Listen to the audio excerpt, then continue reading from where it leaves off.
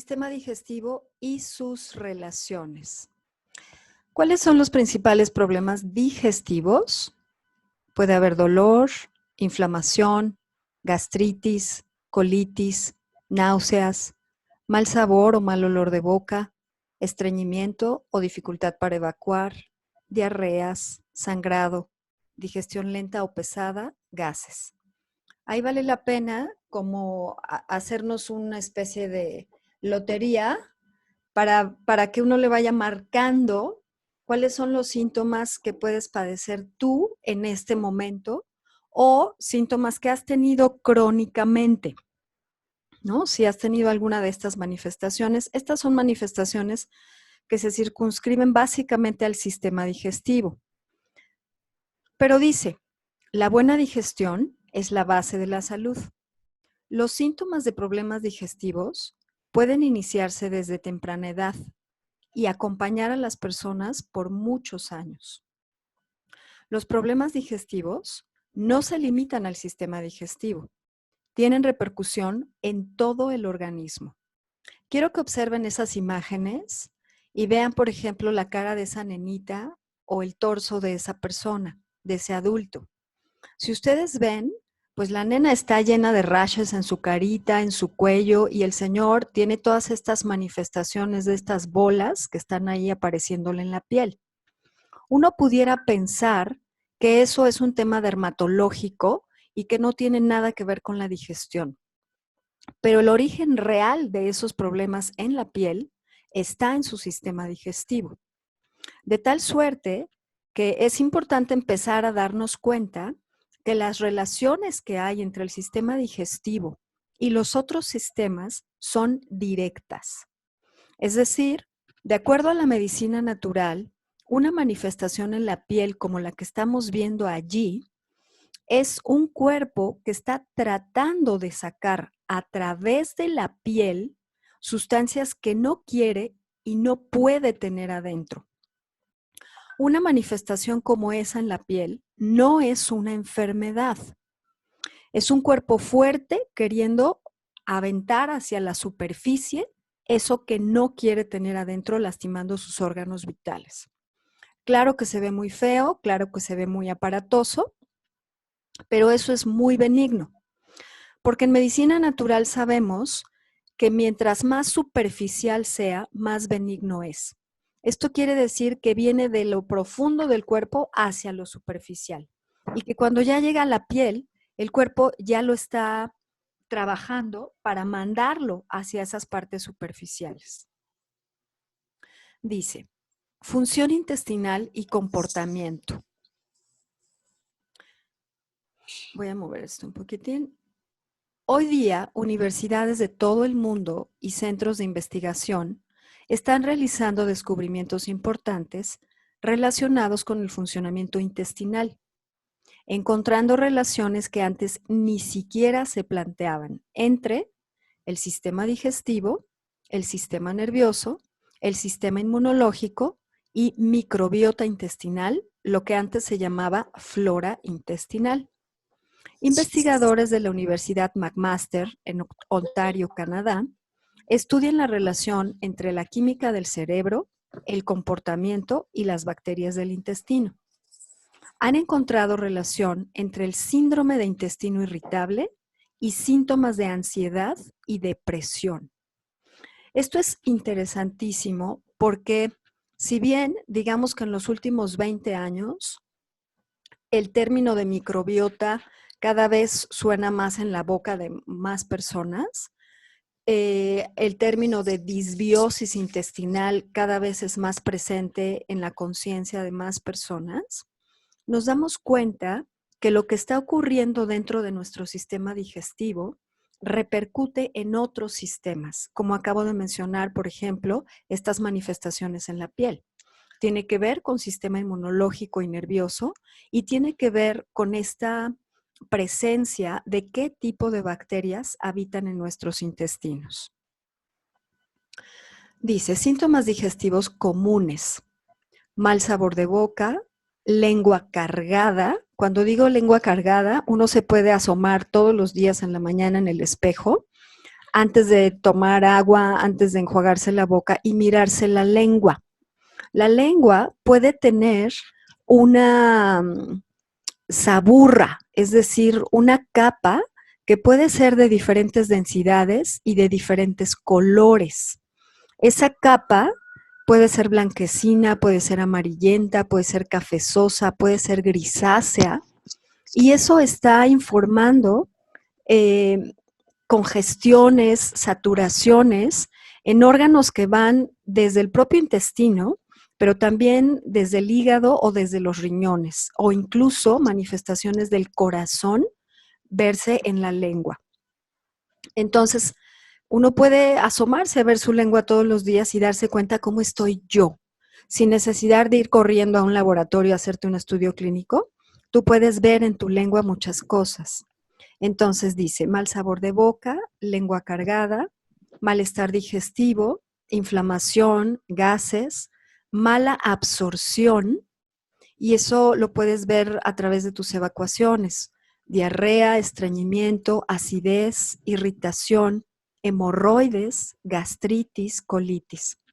Pero también enfermedades como la enfermedad de Crohn, que se caracteriza por diarreas muy fuertes, colitis ulcerosa sangrante o sangrante. Son síntomas localizados en el sistema digestivo, pero que impactan en otros sistemas. Por ejemplo, ¿en qué otros sistemas nuestros problemas digestivos pudieran estar impactando? En sistema nervioso.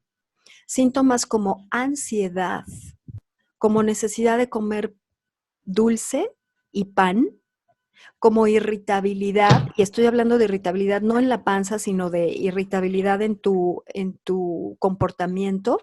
Estás muy irritable, muy enojón, mal humor, depresión, insomnio, Parkinson, Alzheimer, autismos de diversos tipos, esquizofrenia, trastornos de déficit de atención. Esas cosas que uno pudiera pensar que son alteraciones neurológicas y que su origen es in situ, es decir, en el sistema nervioso, el origen de esas alteraciones es digestivo. De ahí entonces la importancia de cuidar nuestra digestión. Otros síntomas, por ejemplo, impacto en el sistema inmunológico, problemas de la piel y uñas, como dermatitis atópica, psoriasis, micosis crónica. Micosis, por ejemplo, personas que tienen las uñas de los pies permanentemente con problemas de hongos, parasitosis como candidiasis, hipotiroidismo de Hashimoto, Sjögren, que se caracteriza por sequedad en las mucosas, alergias, asma, lupus, eczemas, enfermedades autoinmunes, artritis reumatoide. Enfermedades autoinmunes está incluida, por ejemplo, la diabetes mellitus tipo 1. Entonces, este tipo de problemas que pareciera ser nuevamente asuntos dermatológicos o pareciera ser asuntos básicamente endocrinos o inmunológicos, tienen su problema en el sistema digestivo.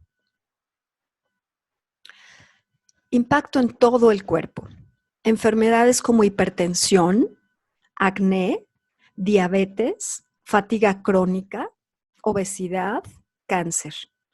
Tienen relación directa con lo que ocurre en el sistema digestivo. Entonces, vamos explorando. Dice, tomemos unos minutos para reflexionar qué pasa en mi salud o en la de mi familia que está relacionada con lo que ocurre dentro del sistema digestivo y que no había considerado antes. Entonces, valdría la pena darnos cuenta nosotros en nuestro propio cuerpo o en las manifestaciones de nuestra familia, si hay algo de eso, de lo que acabamos de revisar, para que nos demos cuenta que no es corriendo con un dermatólogo o no es corriendo con un infectólogo o con un qué sé yo, para tratar de tapar el síntoma, para tratar de que me den un ungüento, una pomada o un medicamento psiquiátrico para ver si yo resuelvo este problema. Valdría la pena voltear a ver qué está pasando en mi proceso digestivo. Sistema digestivo. El sistema digestivo es un conjunto de órganos ordenados de tal manera que le permiten al organismo extraer las sustancias nutritivas contenidas en los alimentos para ser asimiladas y posibilitar también la eliminación de los residuos. Si van siguiendo mi cursor, la flechita, en esta imagen que está en su monitor, hasta arriba no se alcanza a ver la boca, pero ahí estaría la boca. Es el mismo tubo que comienza en la boca, se hace delgado y se llama esófago. Este mismo tubo se hace gordo y ancho y se llama estómago. Ese mismo tubo se vuelve a hacer flaco y se llama intestino delgado. Y tenemos 7 metros de intestino delgado. Aquí tenemos toda nuestra tripa. Y luego este mismo intestino se vuelve más ancho y le llamamos intestino grueso o colon. Y entonces tenemos el colon que sube, que se llama ascendente, el colon que cruza, que se llama transverso, el colon que baja, que se llama descendente, el sigmoides y el recto. Pero como ustedes ven, es el mismo tubo. De tal suerte que cosas que están pasando a nivel de esta tubería más baja, yo puedo ver manifestaciones en el estómago o manifestaciones hasta la lengua y mi boca, porque es el mismo tubo. Cuando hay mucha presión en el estómago, puede ser que yo vomite. Cuando hay problemas en el hígado, que es un órgano que está acoplado y que apoya muchísimo el proceso digestivo, puede ser que yo tenga un mal aliento o que pueda tener un sabor de boca muy amargo. Y eso está pasando a nivel de estos tubos inferiores, pero se manifiesta en la parte superior del tubo. Dice, la digestión comienza desde el estímulo inicial en los órganos de los sentidos. El oler, mirar, degustar, masticando suficientemente los alimentos que se consumen, estimula la secreción de saliva y los jugos gástricos que favorecen el proceso digestivo. Y aquí la primera invitación a todos es que antes de meter lo que sea que metas en tu boca, te des un instante para olerlo. Porque anatómicamente, antes que la boca está la nariz. La nariz sale de nuestra cara. La intención es que huelas tus alimentos antes de meterlos en tu boca. Y eso va a facilitar la secreción de saliva. Con una mayor secreción de saliva vas a poder disminuir tu consumo de líquidos, que como veremos adelante, no conviene consumir líquidos cuando estás comiendo.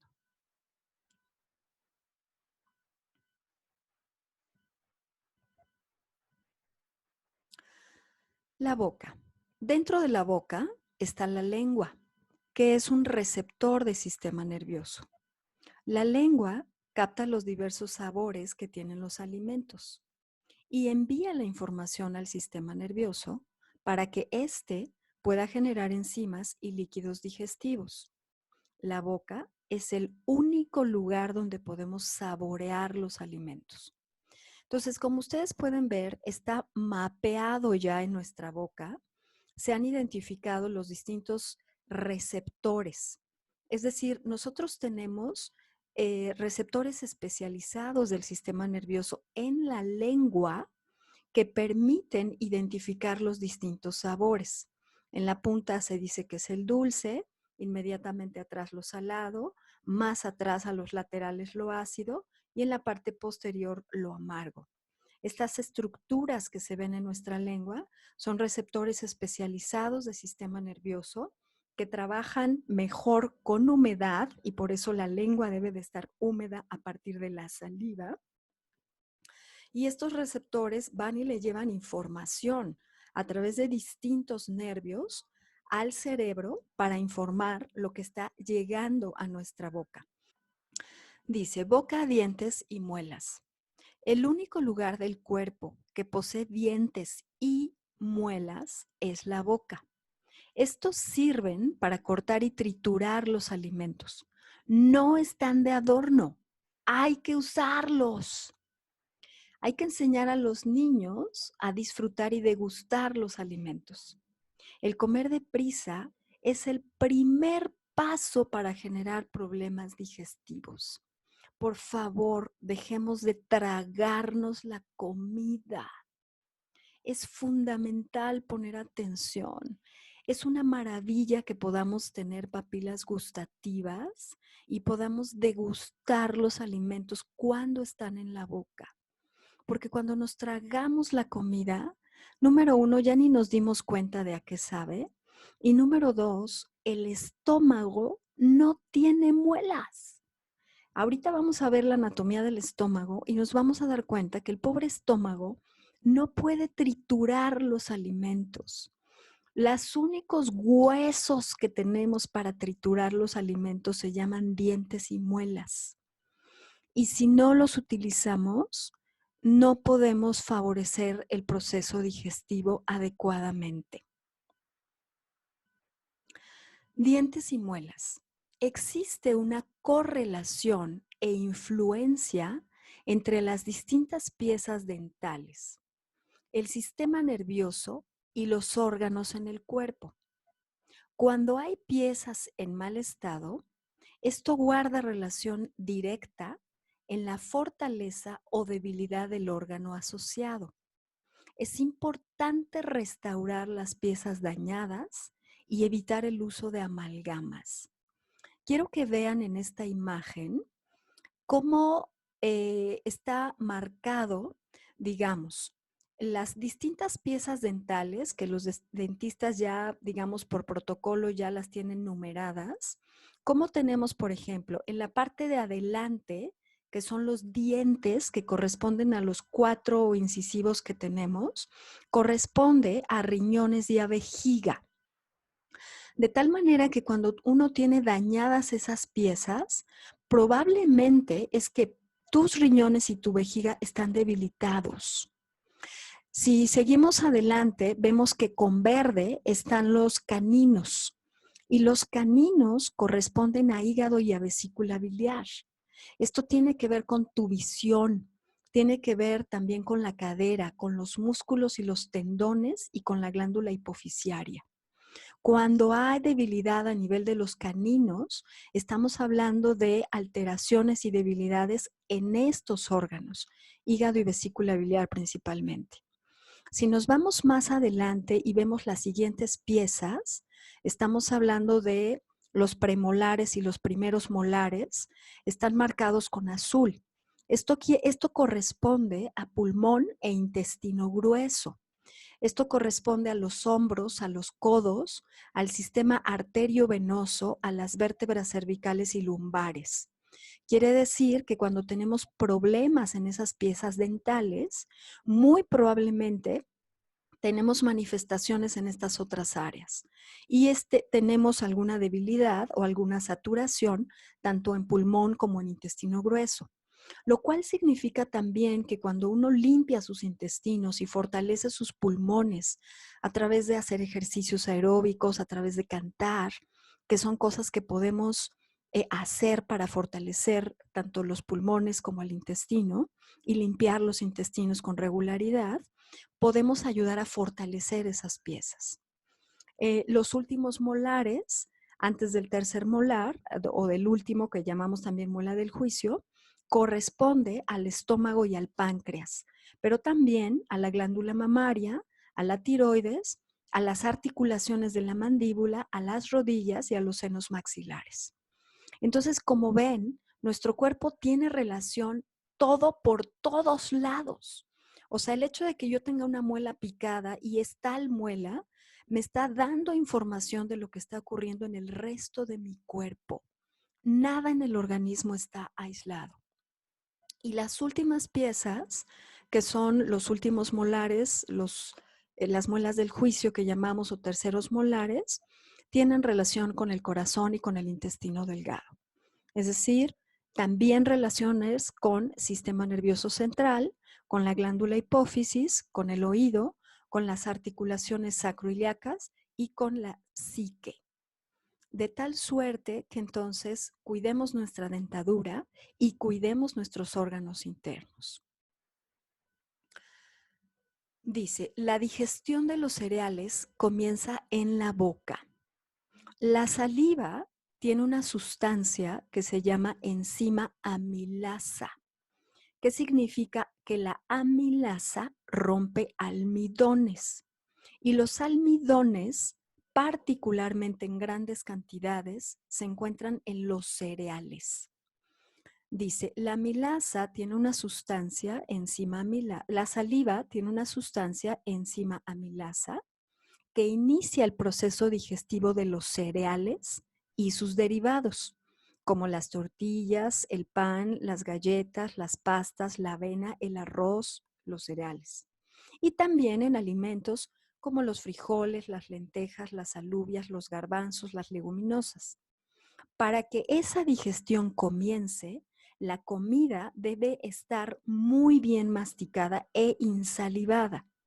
La amilasa salival trabaja a un nivel de acidez, pH de 6.857. Aquí voy a hacer una explicación. Cuando hablamos de pH, nuestro cuerpo tiene distintos pHs dependiendo de dónde estemos. En la sangre hay un pH particular que es de 7.4, pero en la boca tenemos otro tipo de pH que es el nivel de acidez o alcalinidad que tenemos en la boca. La boca es casi neutra. La escala de pH es una regla que va del 0 al 14, en donde la mitad de esa regla, que es el 7, está hablando de la neutralidad. Del 0 al 7 es pH ácido, del 7 al 14 es pH alcalino. La boca tiene un pH neutro, que es 7. Entonces, la amilasa, que es una enzima que se encuentra en la saliva, trabaja a un pH de 7. Esto significa que si yo me como un taquito de frijoles como los que aparecen en la pantalla y yo mastico y trituro muy bien esa tortilla con esos frijoles y yo hago penetrar mi saliva al triturar con las muelas y hago que la saliva penetre en esa tortilla con frijoles, mi digestión de ese cereal con esos frijolitos va a correr la suerte de poder ser mejor digerida. Pero si yo me trago la comida y solamente envuelvo con saliva la tortilla, muy probablemente cuando llegue al estómago va a ser más difícil digerirla. Es decir, de ahí la importancia de poder hacer que la amilasa penetre a la tortilla para que yo la pueda digerir. Porque de otra manera, cuando llegue a la panza, no va a estar eficientemente masticada y no va a poder ser bien digerida. Quiero que observemos cómo, bueno, aquí tenemos la boca, vayan siguiendo por favor mi cursor. Aquí tenemos la boca y la parte posterior de la boca se llama orofaringe. Aquí tenemos la nariz y la parte posterior de la nariz se llama nasofaringe.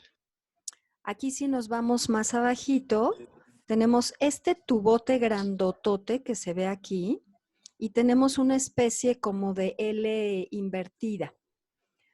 Quiero que cierren los ojos un instante y traguen saliva. En el momento en el que tragas la saliva, si te das cuenta, la respiración se detiene. En el instante en el que nosotros tragamos lo que sea, en este caso saliva o un líquido o una comida, esta lengüeta que se ve aquí como una L invertida, tapa este tubo grande que se llama tráquea. Tapando la tráquea, que es por donde pasa el aire, en este momento en el que el tubo se cierra, entonces los líquidos, la saliva y los alimentos pueden pasar por la parte de atrás del tubo. en este otro tubo que se ve sumamente delgado y que se llama esófago, es decir, por donde pasan los alimentos. Quiero que se den cuenta de anatómicamente cómo el aire que tomamos se vuelve mucho más importante que la comida que comemos. Yo puedo estar sin comer muchos días, pero no puedo estar sin respirar más de 4 minutos. Y de ahí la importancia de la oxigenación. El aire se vuelve más importante que los alimentos. Entonces, aquí no es una cosa inventada. Veamos las dimensiones de un tubo, ¿no? Entonces dice, los sólidos se beben y los líquidos se mastican. Sí, claro, anatómicamente esto ya queda mucho más claro, ¿no? Porque si yo mastico suficientemente bien un sólido, lo voy a volver líquido. Y entonces, siendo líquido, va a poder pasar más fácilmente por este tubito más delgadito. Y si yo el líquido que tome lo mastico y lo mastico, voy a poder insalivarlo muy bien, llenarlo de amilasa para que pueda pasar por este tubito delgadito. El esófago es un tubo blando que se abre al paso de los alimentos. Es la conexión entre la boca y el estómago. El paso del aire al cuerpo es vital y permite la combustión de lo ingerido. El estómago produce sustancias para la digestión. Ácido clorhídrico pH 1.5 a 2.5. La acidez del estómago actúa también como una barrera protectora. Pepsina, que digiere proteínas. Moco alcalino contrarresta la acidez. Si nosotros nos damos cuenta, el estómago no es una estructura lisa. El estómago tiene esta serie de rugosidades, pero ninguna de estas rugosidades, que son estas estructuras en forma de cilindros que forman valles y crestas muy profundos, ninguna de ellas tiene muelas.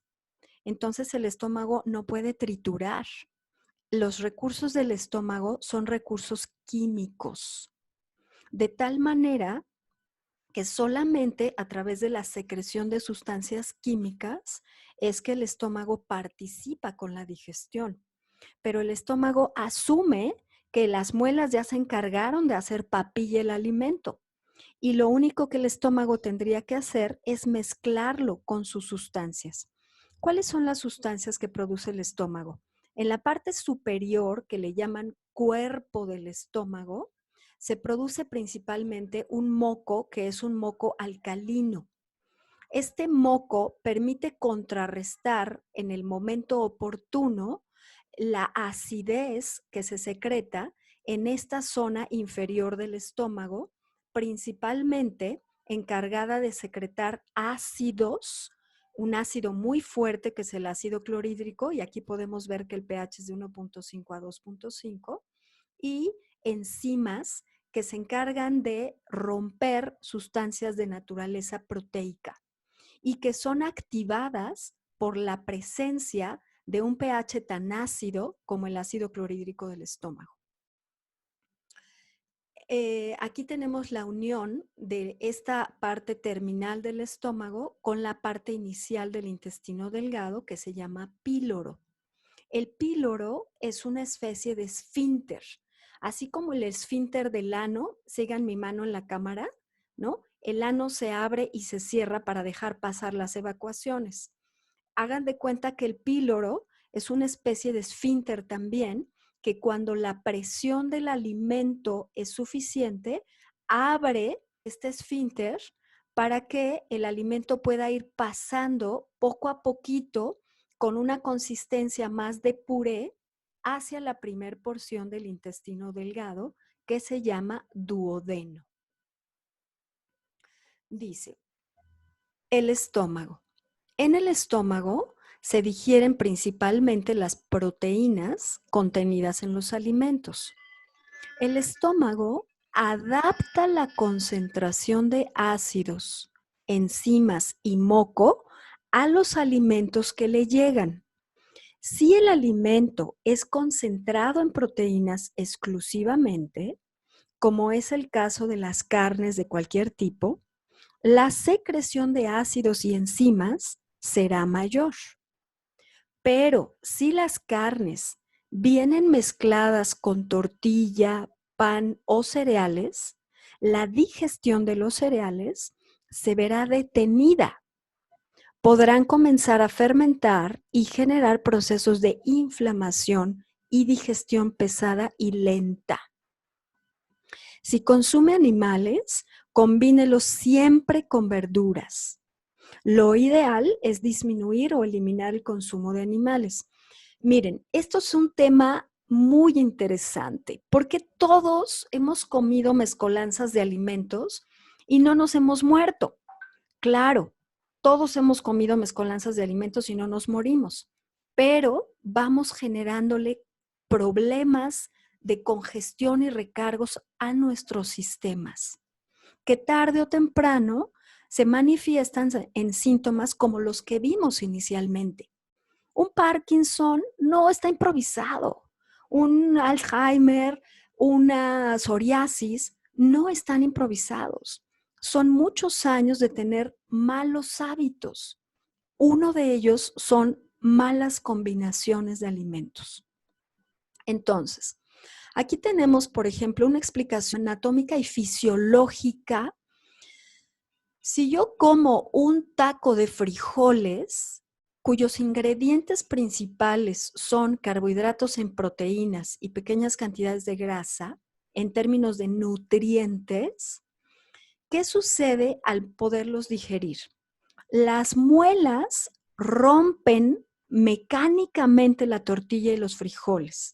Como mencionábamos hace un momento, la amilasa salival, que es una enzima que va a romper los almidones que están contenidos en la tortilla y en los frijoles, y empieza a penetrar el tejido de la tortilla y de los frijoles, va a poder entrar y romper los enlaces de los almidones para liberar moléculas más pequeñas que se llaman glucosas. Pero si ese taco no es de frijoles, sino de carne, pues resulta que la amilasa rompe los almidones, pero no rompe la carne. Quien se encarga de romper la carne es el ácido clorhídrico del estómago. Entonces, cuando la tortilla llega al estómago, el pH del estómago y la enzima del estómago, que es las tripsinas y las quimiotripsinas, pueden romper las moléculas proteicas, pero ese pH ácido detiene la función de la amilasa, porque la amilasa trabaja a un pH de 7.58, no trabaja a un pH de 1.52. Entonces, si se detiene el trabajo de la amilasa para romper los almidones, puede ocurrir que esos azúcares que algunos se liberaron o esos almidones empiecen a fermentarse. Y esa fermentación empieza a generar un poco de inflamación en el estómago. Entonces, lo ideal sería separar ese tipo de alimento. Si yo voy a comer carbohidratos complejos como los de una tortilla con frijoles en un mismo momento de comida, no tengo problema. Pero si yo quiero meter carnes o quiero meter quesos, pues valdría la pena separarlos. Yo como carne en un cierto momento y tortilla en otro momento. Pero lo ideal es ir eliminando gradualmente y hoy por hoy, pues ya todos sabemos, porque todos tenemos redes y todos tenemos acceso al YouTube y tenemos acceso a muchas maneras que antes no teníamos fuera de la televisión, de poder estar enterados de cómo crían a los pobres animales y cómo los tienen estabulados, atiborrados de hormonas, atiborrados de antibióticos para que no se mueran y los saquen al mercado rápidamente.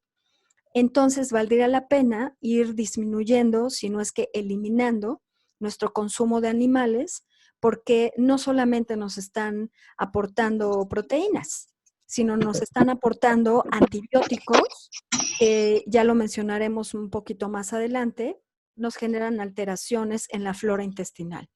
Pero también nos están llenando el cuerpo de hormonas que no necesitamos y que nos generan alteraciones mayores.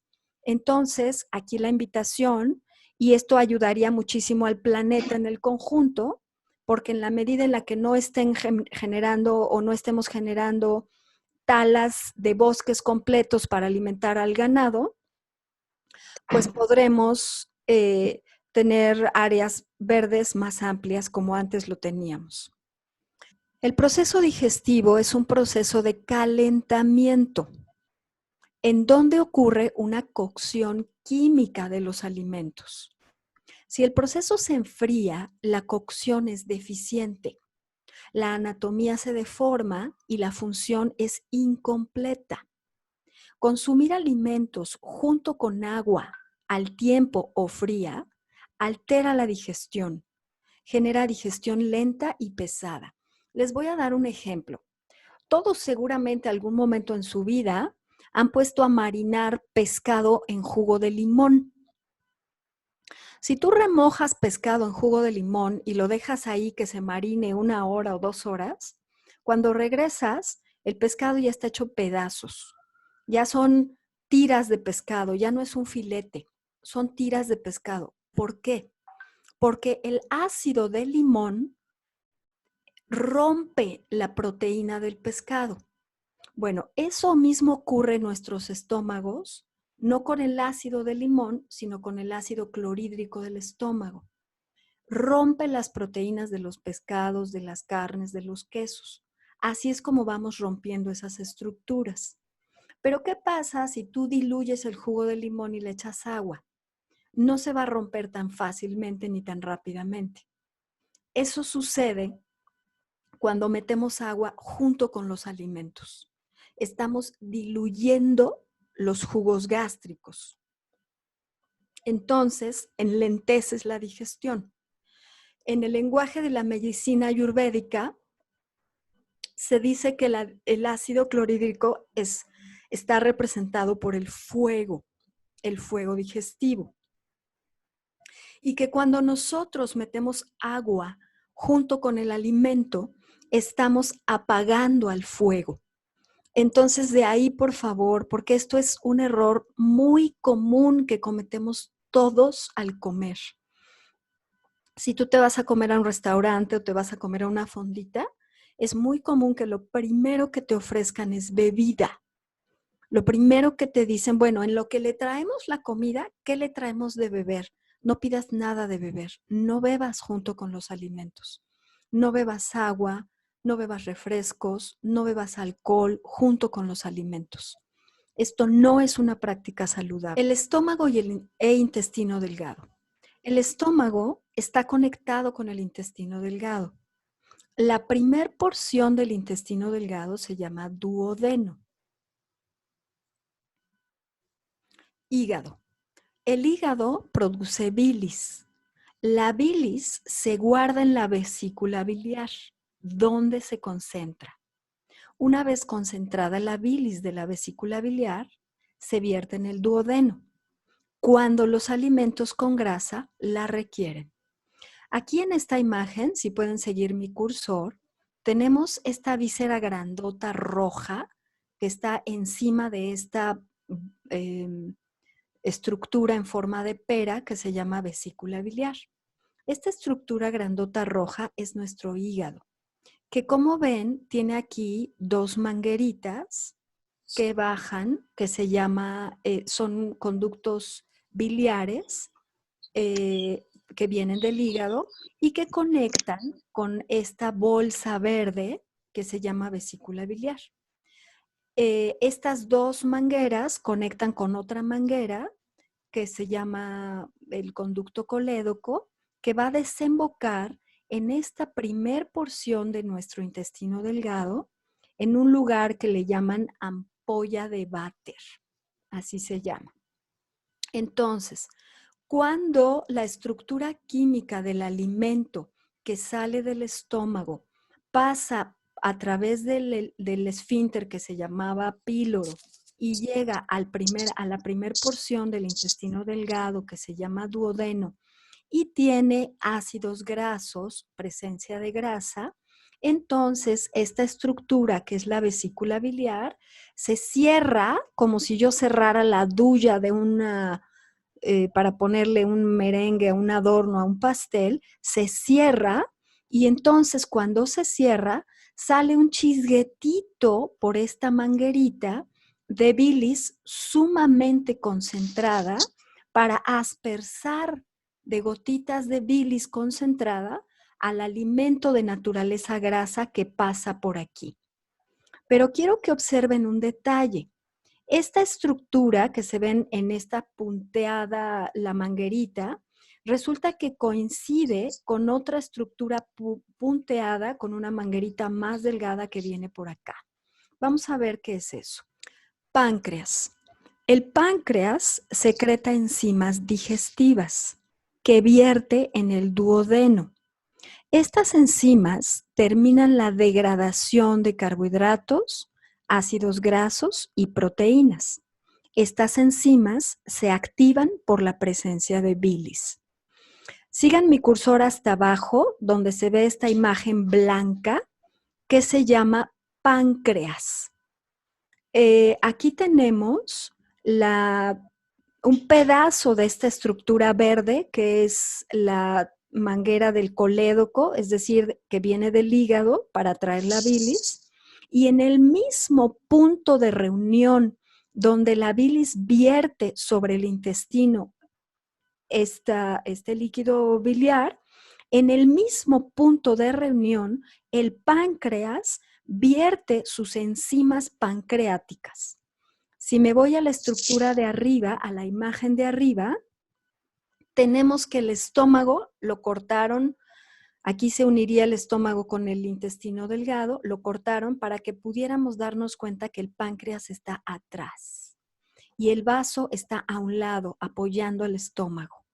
Entonces, en el mismo punto en donde este tubo verde va a verter sus líquidos en el duodeno, en ese mismo punto, esta estructura blanca que es el páncreas va a verter sus enzimas digestivas. Y eso no es una casualidad. ¿Por qué sucede? ¿Por qué sucede esto? Porque la bilis permite la activación de las enzimas pancreáticas. El páncreas termina la digestión de aquellos alimentos que por mala masticación o por mala digestión en el estómago no se hayan terminado de digerir. Es decir, el páncreas tiene enzimas que vuelven a degradar carbohidratos, los que todavía queden que no hayan sido fermentados, porque tiene una amilasa pancreática. El páncreas termina la digestión de los ácidos grasos que se iniciaron con la acción de la bilis y el páncreas termina la digestión de proteínas que se iniciaron en el estómago porque tiene tripsinas y quimiotripsinas pancreáticas también. Intestino delgado. Observen aquí, podemos mirar con más claridad. La manguerita verde que se ve arriba del dibujo viene del hígado y de la vesícula biliar.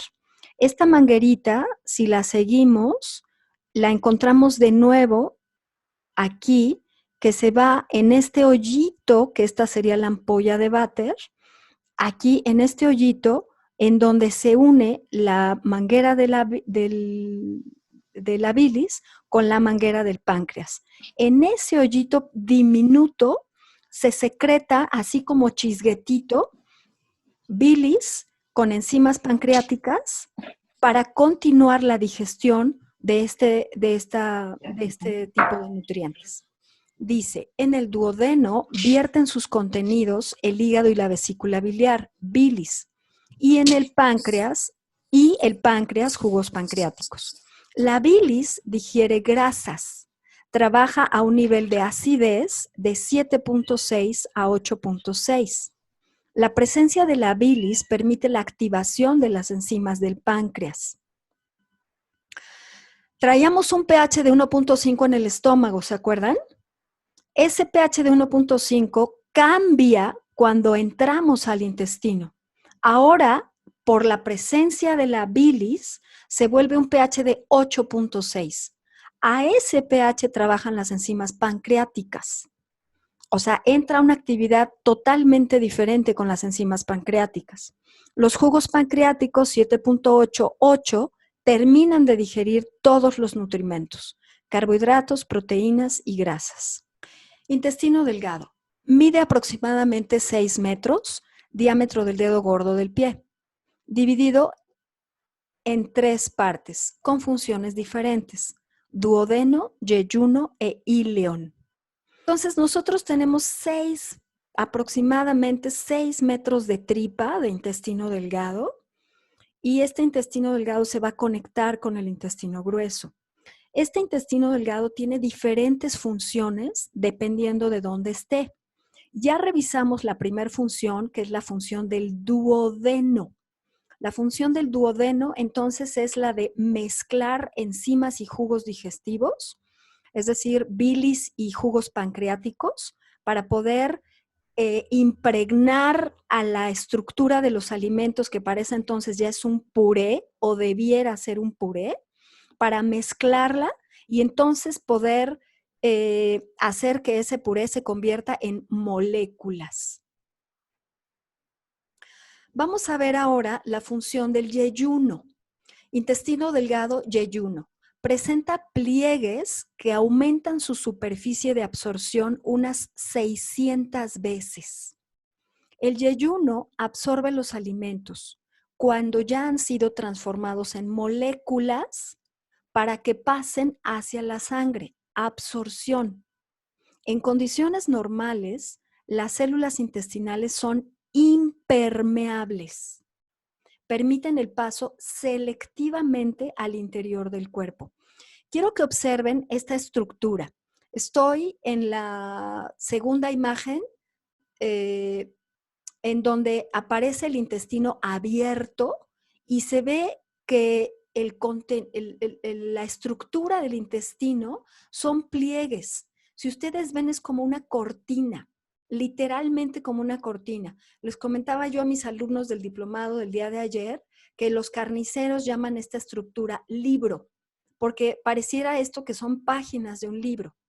Entonces, ¿por qué hace esto el cuerpo? Esa es una de las maravillas increíbles de nuestro formidable organismo, que lo que está haciendo es ahorrar espacio. Porque en este mismo tubo no es lo mismo que yo tenga los pliegues, porque cada subida y bajada de pliegue está aumentando la superficie de absorción. Pero además, cada uno de estos pliegues, y ahora ya me vine con el cursor a la imagen del lado izquierdo, superior izquierda, y vemos que este pliegue, a su vez, tiene esto que se llaman microvellosidades o borde en cepillo. De tal suerte que esto aumenta muchísimas veces más la superficie de contacto de las moléculas hacia el intestino. En la imagen de abajo podemos ver cómo las estructuras celulares, que es una capa sencillita de células, solo una capa, es decir, aquí no hay estructuras más complejas, en el borde de esas celulitas literalmente parecen murallas de castillo, ¿no? El borde de esas celulitas es un borde en cepillo que lo que está haciendo no es propiamente las púas esas que ahora se ponen en las casas para que no roben, sino aumentar la superficie de contacto de cada una de estas células, que no es una superficie lisa, sino es una superficie que incrementa la posibilidad de contacto con los micronutrientes y con los nutrientes que van a entrar a través de estas células hacia el otro lado de la membrana, que es donde se pondrían en contacto con la sangre. A este proceso de paso de los alimentos o de los nutrientes del intestino hacia la sangre se le llama absorción. Ahí es donde absorbemos los nutrientes y por eso el paso es muy selectivo. No deberían pasar cosas que el intestino no ha dado autorización de que deban de pasar. El íleon la última porción del intestino delgado completa el procesado de los nutrientes que pasarán a la sangre. En el íleon se encuentran placas de tejido que realizan funciones de defensa muy importantes, protección inmunológica. Esto es interesantísimo porque el íleon es un tubo liso. Si ustedes observan, ya no traemos el libro que traíamos en el yeyuno.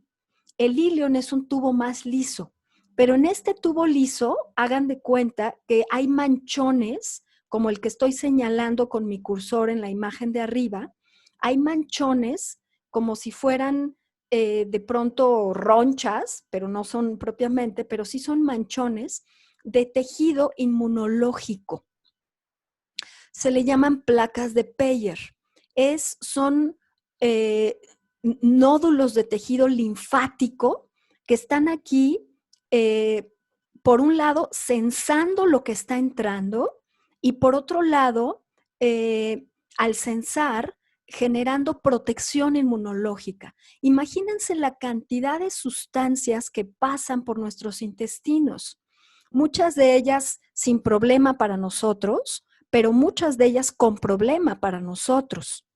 Y cuando digo con problema, me estoy refiriendo a que pueden generar, a que son sustancias ajenas a nuestro cuerpo. ¿Qué sucede? Aquí tenemos otra vez el pliegue, uno de los pliegues intestinales, y dentro de esa estructura, aquí tenemos los bordes en cepillo que teníamos hace ratito.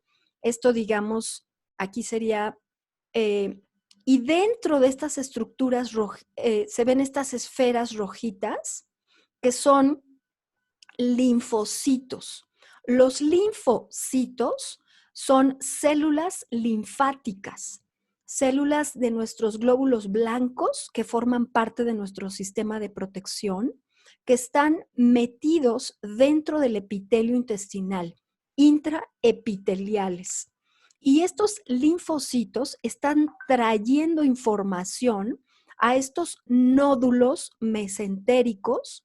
El mesenterio son láminas de tejido que tenemos, digamos, dándole soporte, dándole contención a todos los tubos de la tripa que tenemos.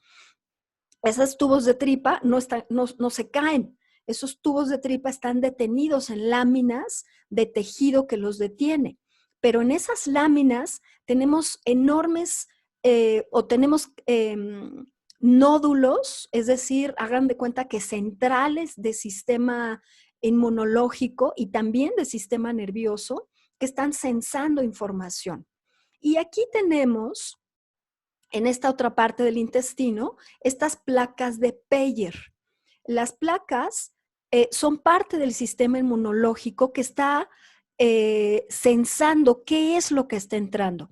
Aquí tenemos una célula M, que son células también de nuestro sistema inmunológico, que están metidos en medio de las estructuras de estos bordes en cepillo, revisando información, registrando qué es lo que nos está llegando y cachando sustancias ajenas a nosotros.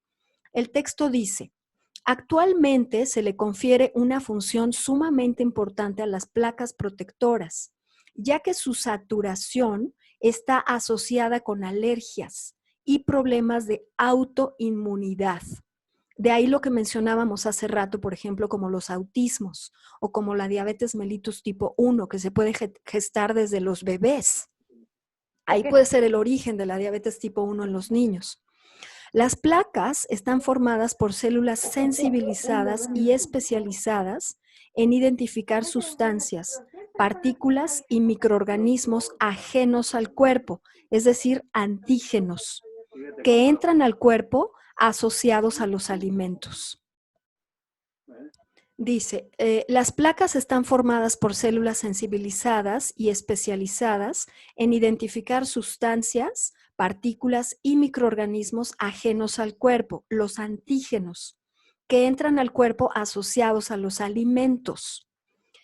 Estas células se encargan de identificar a los antígenos que se reconocen como inofensivos o perjudiciales. Un antígeno no solamente es un microorganismo.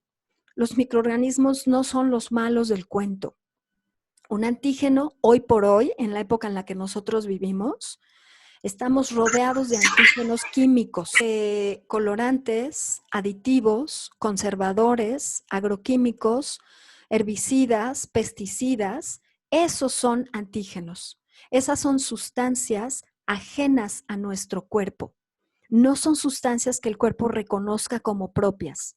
Y ahí tenemos entretenido, atiborrado, atareado a nuestro sistema inmunitario con la cantidad de antígenos químicos que estamos metiendo a nuestro cuerpo. Y la industria de alimentos está encargada de llenar a sus productos de esos colorantes y aditivos y saborizantes, número uno, para darles una vida de anaquel, y número dos, para hacer que los compremos porque no sepan ricos. De tal manera que la invitación es a ir disminuyendo tu consumo de productos industrializados y a ir llenando tu refrigerador de productos vivos y la alacena de productos vivos, como pudieran ser frijoles, lentejas, garbanzos, nueces, almendras, en lugar de productos industrializados y procesados y llenos de colorantes y aditivos. Por favor, no compres esas cosas para tus hijos. No llenes a tus hijos de colorantes y aditivos y conservantes. Yo sé que es muy práctico abrir una latita, abrir una cajita y ya desayunamos todos bien rápido, pero ahí empiezan nuestros problemas de salud. Démonos cuenta. Intestino grueso o colon. Aquí quiero señalar, sigan mi cursor, estoy en la imagen, tenemos el ilion. El ilion que desemboca en la primer porción del intestino grueso, que es el ciego. Y en el ciego tenemos una tirita flaquita que le llamamos apéndice.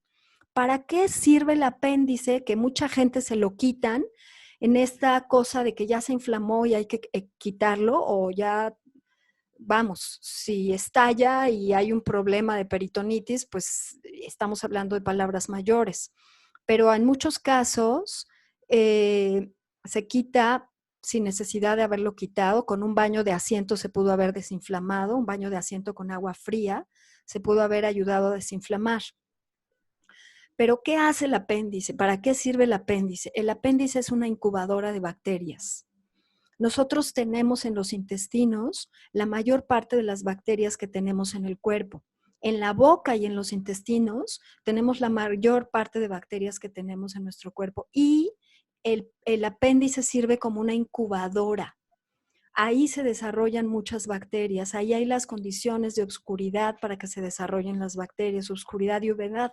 Obviamente nuestro intestino no tiene luz, pero tiene más aire, entonces el apéndice sirve como una incubadora para ayudarnos a formar microbiota, que se va a ir a repartir a través de todo el intestino. Entonces, es importante que cuando sintamos inflamación intestinal, cuando vamos al médico y nos dicen que ya revisaron y el apéndice está inflamado, intentemos desinflamarlo antes con baños de asiento en agua fría, antes de pretender extirparlo. ¿Qué hace el intestino grueso o colon? Muchas cosas. La microbiota tiene muchas funciones muy benéficas para nosotros. Dice, intestino grueso o colon. El ilion se une al colon a la altura del ciego, donde se encuentra el apéndice, que tiene también una función de defensa, reserva inmunológica. El colon tiene una gran capacidad de absorción de agua y con ella de sales minerales.